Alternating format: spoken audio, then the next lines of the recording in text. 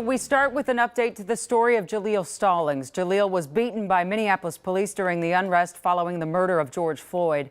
And now Stallings is learning that the man accused of beating him might be getting a plea deal tomorrow, one that would keep that officer, former officer who kicked him in the head, out of jail. Here's Lauren. Jaleel Stallings was lying face first on the ground, his hands up, when surveillance video shows Officer Justin Stetson kicking him in the head and striking him nearly a dozen times with his fists and knees. It took 2 years for Stetson to face criminal charges of felony third-degree assault and later misconduct. Now, Stallings says the man who beat him is being offered a plea deal that will spare him any jail time and likely leave him without a felony record. Honestly, I think what bothers me most is the lack of accountability. The attorney general who's prosecuting the case and Stetson's attorney both declined to discuss the deal.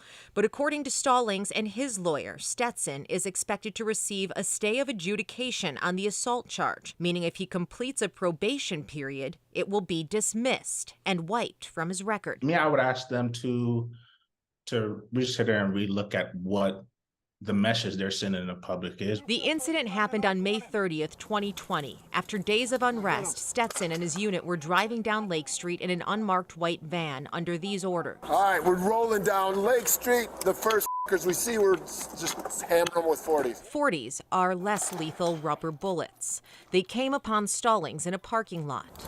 Hit him. And fired.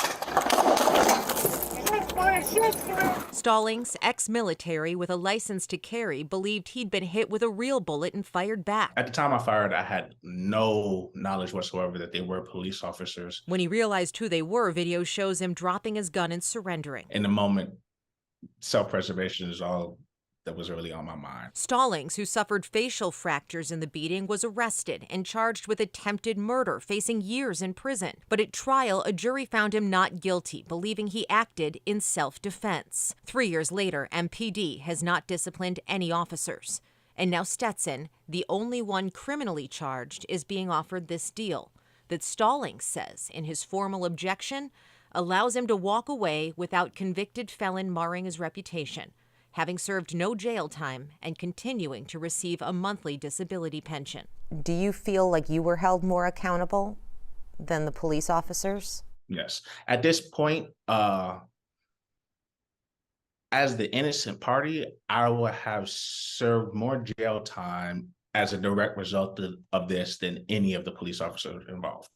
The city has already reached a $1.5 million settlement agreement with Jaleel Stallings. Stetson will be in court tomorrow morning, where details of this plea agreement are expected to be discussed. But of course, a judge has the final say.